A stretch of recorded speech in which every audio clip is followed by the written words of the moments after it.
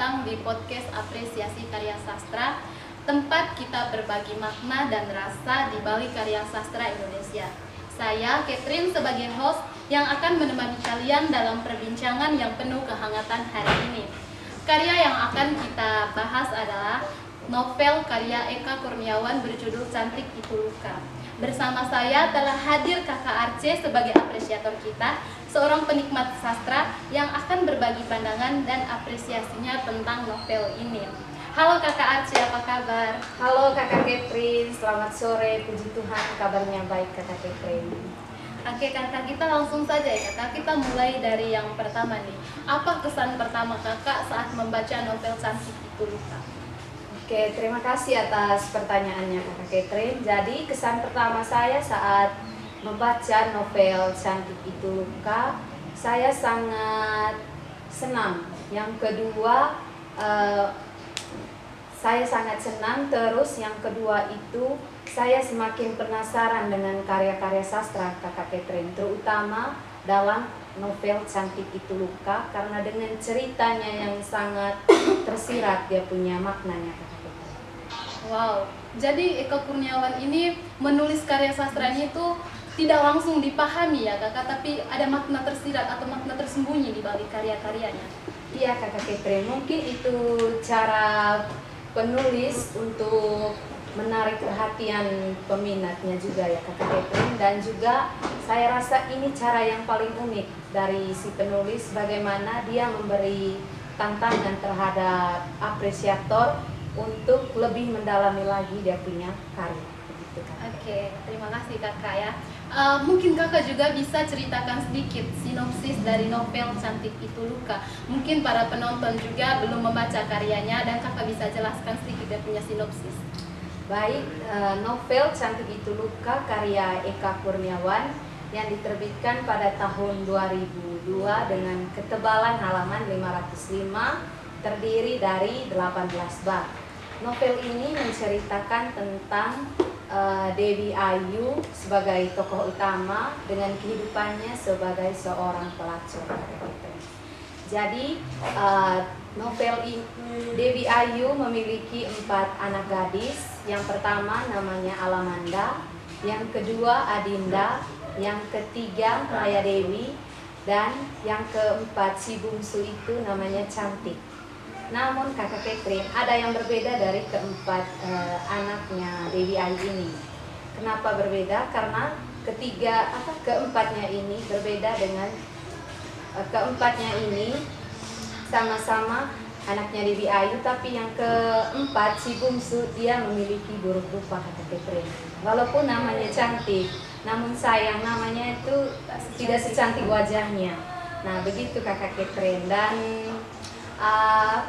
kehidupan dari keempat anaknya Dewi Ayu ini sangat-sangat sedih karena status ayahnya tidak diketahui dengan jelas. Wow, jadi dari novel Cantik Itu Luka nih Kakak, saya penasaran dari tadi nih, kenapa sih Eka Kurniawan itu kasih judul Cantik Itu Luka? Kan kita juga tahu Kak, kalau perempuan yang cantik itu otomatis dia akan dikagumi banyak laki-laki di luar sana, dan itu sangat menguntungkan. Tapi kenapa cantik itu harus jadi luka? Oke, kalau pengetahuan saya ya Kakak Catherine, setelah saya membaca novel karya Eka Kurniawan ini, kenapa dia memberi judul Cantik Itu Luka? Karena pada dasarnya sasaran utama dari novel ini kan mengisahkan tentang citra perempuan, khususnya pada zaman kolonial Belanda, tepatnya di Halimunda.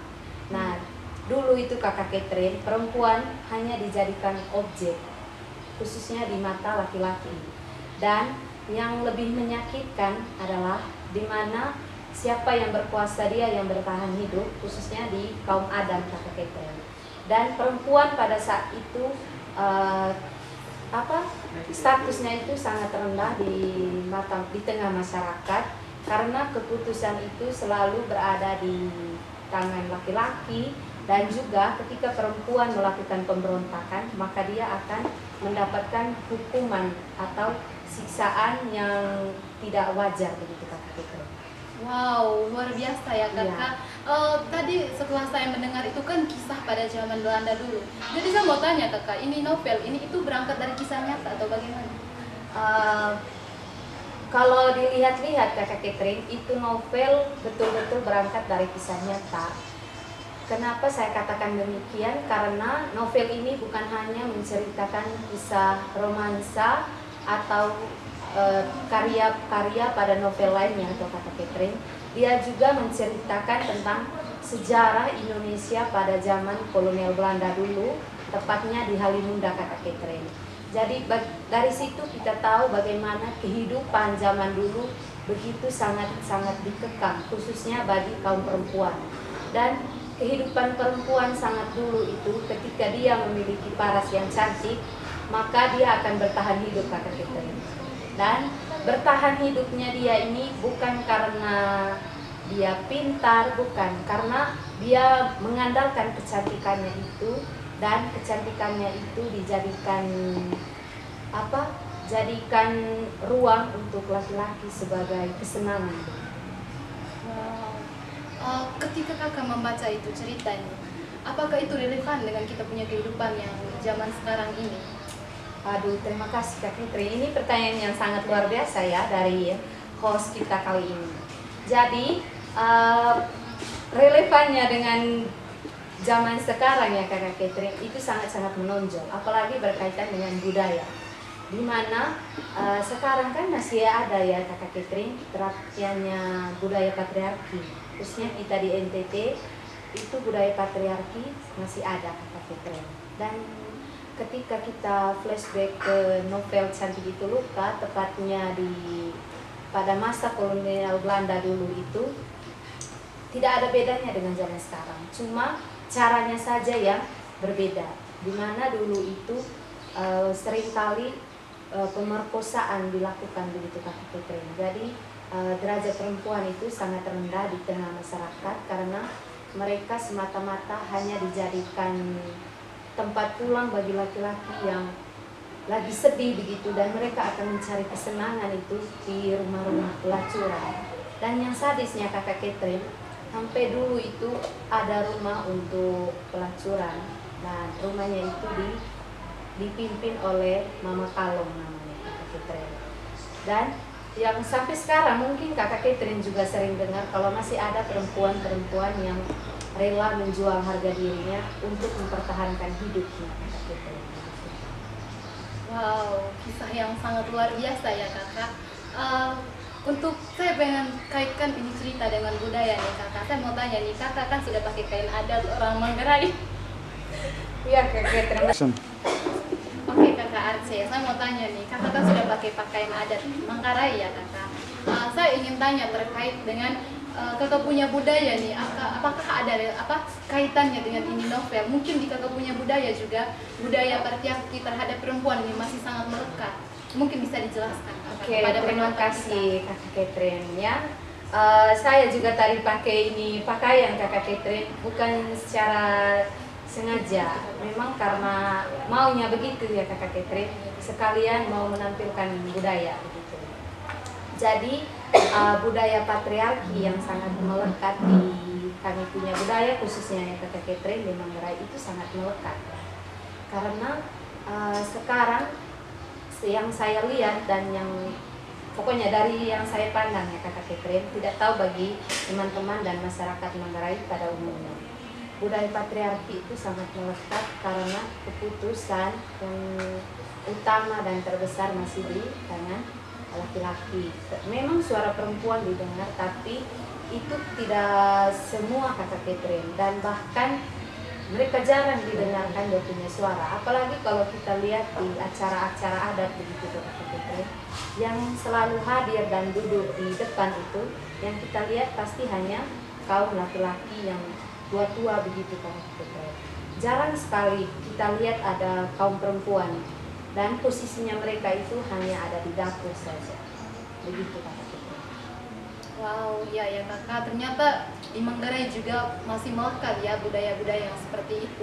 Nah, saya mau tanya nih di kakak Aceh, seandainya nih kakak ini jadi si pemeran utama tadi, kakak saya tadi pemeran utama ya? Dewi Ayu. Oh ya, kalau kakak jadi Dewi Ayu nih, bagaimana sih kakak menghadapi itu, misalnya dalam kehidupan, maksudnya seandainya kakak seorang perempuan dan kakak sedang dihadapkan pada situasi yang seperti itu, misalnya budaya patriarki yang terlalu mengekang di kita punya budaya, bagaimana pendapatnya kakak? Apa yang akan kakak lakukan? Oke, kalau saya sebagai tokoh utama dalam itu novel ya Kak Catherine, di sisi lain saya ingin bertahan hidup seperti yang Lili Ayu inginkan. Cuma yang saya tidak mau adalah kenapa kita harus mengorbankan diri begitu untuk mempertahankan itu hidup. Nah, dari saya tidak mau berkorban segila-gilanya seperti yang dibuat oleh Lili Ayu dengan cara dia menjadi seorang pelacur atau jadi perempuan hiburan begitu Kak Catherine. Karena bagi saya ketika memang saya tidak bisa menghadapi atau saya tidak bisa melawan itu budaya, ya sudah, lebih baik saya mati daripada saya menjadi perempuan hiburan. Begitu, kan? Luar biasa sekali ya, kita punya apresiator hari ini, dia rela mati demi mempertahankan harga diri, sangat luar biasa. Aduh kakak, ayo kita tepuk tangan dulu. Tepuk tangan. Oke, biar sana dipotong ya. Oke, lanjut. Serius. Oke kakak, mungkin itu kita tentang budaya sudah selesai ya kakak. Jadi mungkin kakak bisa kasih untuk para pemirsa nih, para penonton kita di luar sana, apa sih pesan yang ingin disampaikan dalam novel ini dari yang ditulis Eka Kurniawan, pesan yang ingin disampaikan dari novel ini? Oke, baik untuk sobat sastra yang ada di luar sana, khususnya bagi para penonton podcast kami pada sore hari ini, pesannya sangat mendalam.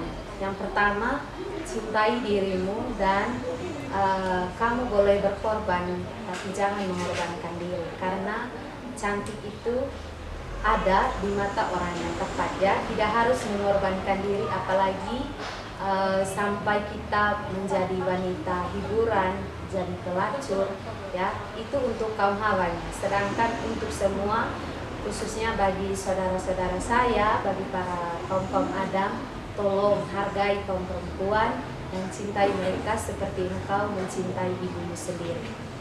Dan satu lagi yang saya lupa Kakak Catherine, dari novel Cantik Itu Luka, dia tidak semata-mata hanya menceritakan kisah fantasi begitu Kakak Catherine.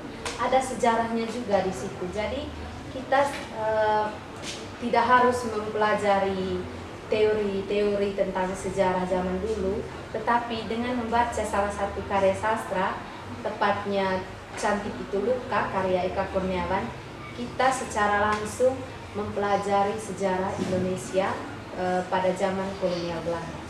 Oh iya kakak, saya lupa, ini pertanyaan terakhir nih untuk kakak. Kan tadi kan judulnya itu Cantik Itu Luka. Nah, saya pengen tanya nih untuk kakak Arce, apakah setelah membaca itu novel, apakah kakak tetap ingin menjadi wanita cantik? Aduh, ini pertanyaan yang bingung juga ya Kakak Catherine. Sederhana tapi susah. Ya. Kalau dari saya, keinginan cantik ya pasti mimpi untuk semua kaum hawa. Tapi jangan terlalu gila lah, apalagi sampai mengorbankan harga diri, marwah dan juga citra sebagai perempuan. Jadi bagi saya, boleh engkau mengorbankan diri, boleh membuang-buang uang hanya untuk mempercantik diri, tapi jangan sampai kita dijadikan objek, kasarnya itu sebagai wanita pelacur ya Kakak Catherine. Cukup kita mengorbankan misalnya uang untuk beli skincare agar mempercantik diri begitu Kakak Catherine.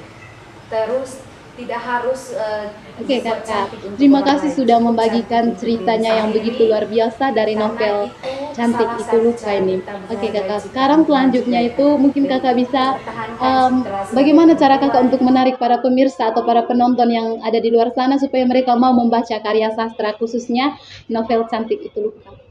Oke, terima kasih atas kesempatannya Kakak Catherine.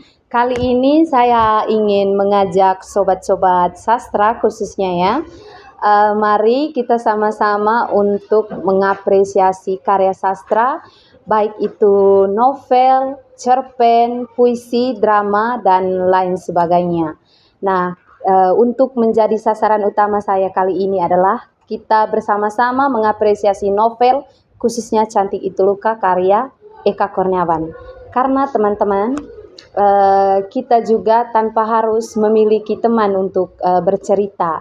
Dengan novel juga kita bisa bercerita, kita bisa melihat kembali kehidupan kita, dan satunya lagi secara tidak langsung kita mempelajari psikologi seseorang melalui karya-karya sastra yang kita baca. Kita bisa mengetahui kehidupan orang di luar sana dan bagaimana kita hidup di dunia fiksi.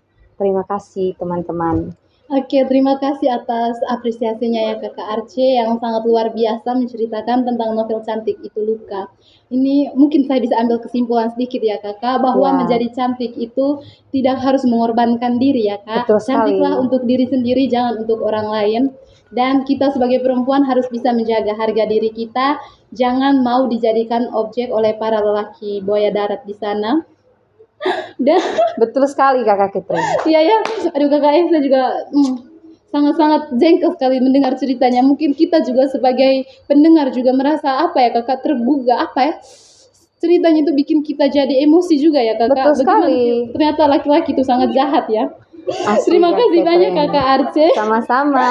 Untuk sudah berbagi pandangan dari apresiasinya. Untuk sahabat sastra yang mendengarkan cerita ini, semoga cerita ini mengingatkan kita semua untuk lebih menghargai diri kita sendiri sebagai khususnya kaum perempuan.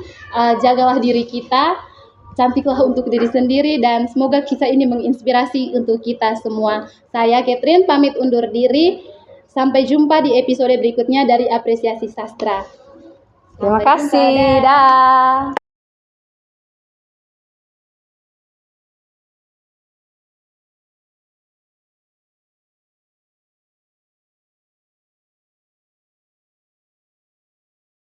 Audio Jungle.